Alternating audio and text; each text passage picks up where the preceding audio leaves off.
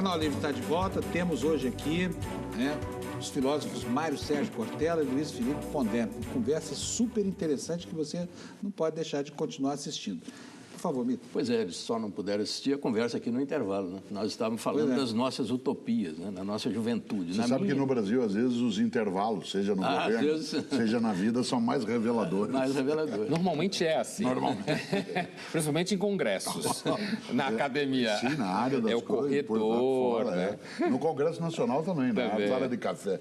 Pois é, e aqui a gente falava da juventude do nosso tempo e a juventude de agora. Eu, na minha juventude, eu tinha algumas utopias fundamentais. A minha principal utopia foi religiosa, depois foi a utopia política. A minha geração, acho que toda ela.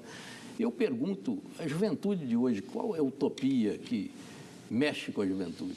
É muito difícil você lidar com essa questão da utopia num momento de crise. O Brasil tem uma novidade hoje. Nós temos, pela primeira vez na nossa história, uma crise que veio depois de muitos anos de fartura. Você que se lembra que as nossas crises econômicas, elas foram todas sucedendo algum período anterior de pouca fartura.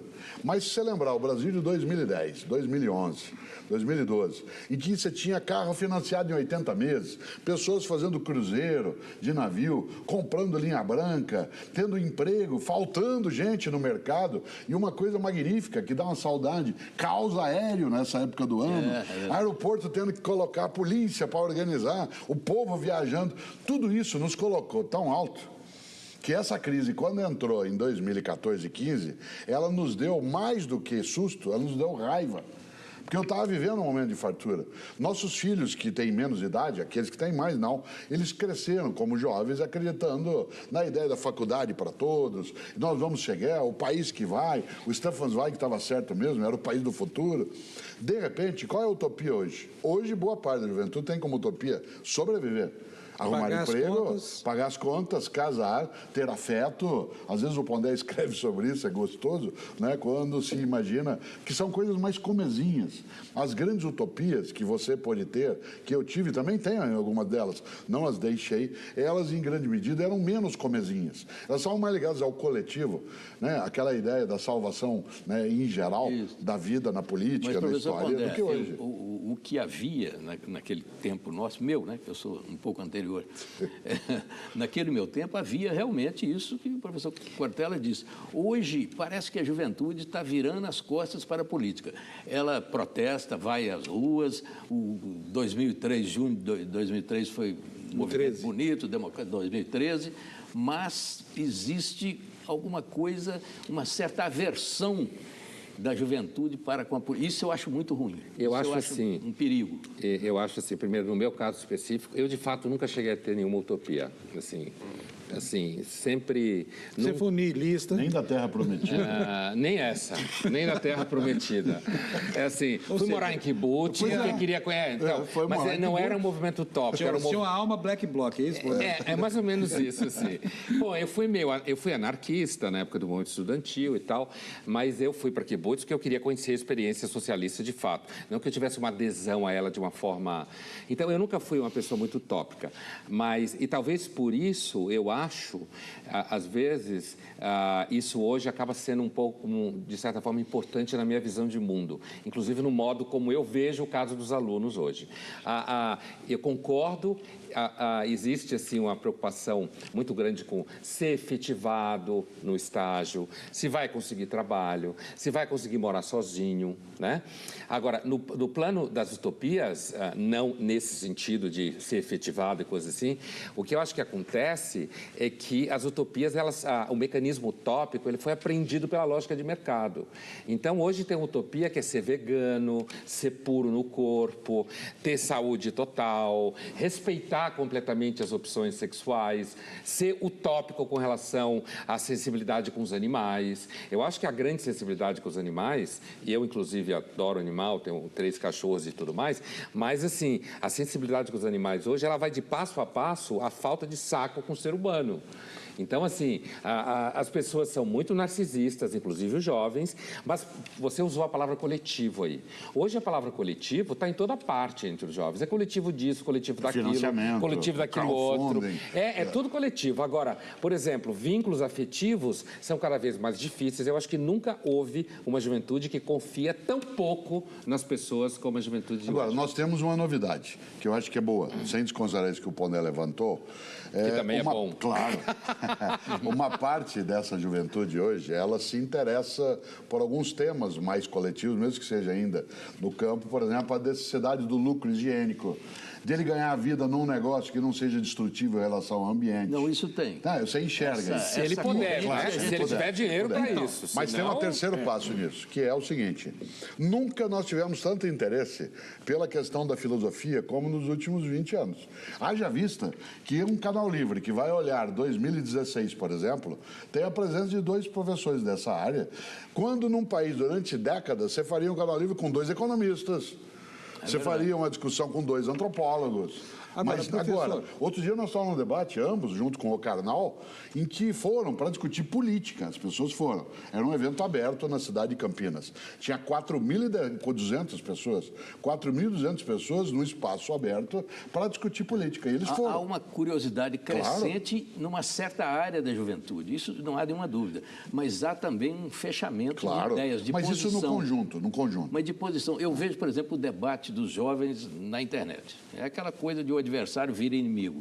É impressionante a intransigência. Mas jovem é Cada um tem a mesmo. sua verdade. Aliás, no último livro de vocês lembram que a única pergunta que Jesus não respondeu foi o que é a verdade, né? Pois é. Que Isso foi o Pilatos Karnal que perguntou, levantou, ele porque ele passou. gosta dessa Ele pergunta. passou. Ele falou, essa eu passo. Não respondeu. Mas assim... Mas não é fácil encontrar a verdade, mas é impressionante É um como mito. eles se agarram à sua própria verdade, né? Mas é um mito, assim, a maior parte dos jovens procura pertença, identidade. A ideia de que os jovens estão associados necessariamente à ideia de liberdade é uma produção do comercial de calça jeans. Isso não é verdade. Os jovens querem pertencimento de grupo, querem certeza de ideia, querem poder dizer assim, aquele eu não concordo, não gosto, é um preconceituoso, é um cretino. Platão está errado. Platão, esse sou eu que falo mesmo. Então, assim, falei lá naquele dia. Mas eu tinha que falar porque o Karnal levantou a bola, né? Outro dia, o Pondé falou num debate nosso. Nesse debate? Foi. Platão está errado. Nós dois olhamos e falamos, poxa vida, 2.500 anos de debate. Está errado mesmo. Não existe metafísica.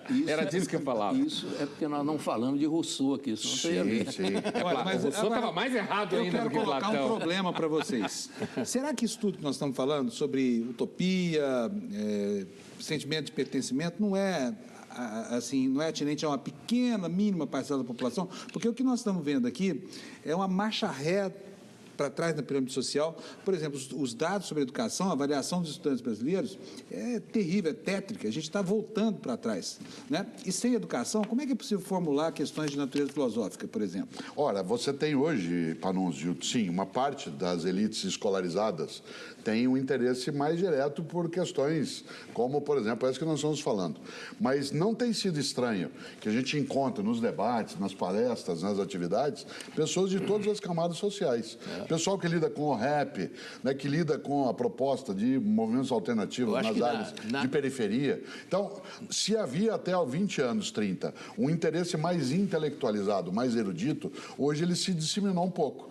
Eu enxergo hoje, nas nossas plateias, nós estamos, esse ano de 2016 que passou, nós estamos na Bienal do Livro de São Paulo, você e eu, numa conversa, que tinham 600 pessoas. Era nítido que pelo menos 2/3 daquele público era um público que não era intelectualizado, mas que foi em busca daquela conversa. Por isso, claro que a nossa escolaridade, Panunzio, ela sofreu percalços e sofre.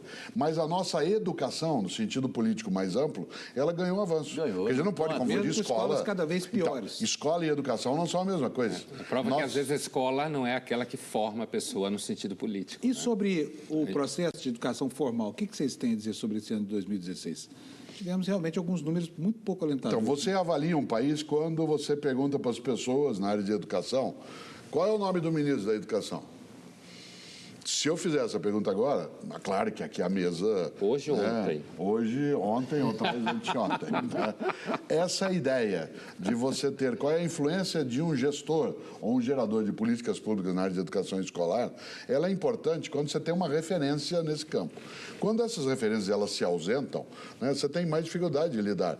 Nosso país, ele tem hoje uma questão muito séria. Nós não pioramos apenas em alguns índices, nós melhoramos nossos instrumentos de aferição do que a gente tinha. Mais do que uma piora na escolarização, nós temos hoje ferramentas melhores de avaliação.